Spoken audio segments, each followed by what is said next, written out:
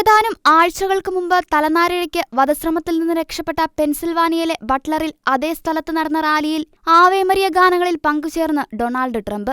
റാലിയിൽ നടത്തിയ പ്രസംഗത്തിനിടെ വെടിവെപ്പ് നടന്ന കൃത്യമായ സമയത്ത് മുൻ പ്രസിഡന്റ് ഡൊണാൾഡ് ട്രംപ് തന്നെ ലക്ഷ്യം വെച്ച് നടന്ന വെടിവെപ്പിൽ കൊല്ലപ്പെട്ട വ്യക്തിയുടെ ബഹുമാനാർത്ഥം ഒരു നിമിഷം നിശബ്ദത പാലിക്കാൻ ആഹ്വാനം ചെയ്യുകയും തുടർന്ന് പാടിയ ആവേ മരിയ എന്ന ഗാനം സദസ്സിനെ വികാരഭരിതമാക്കുകയുമായിരുന്നു.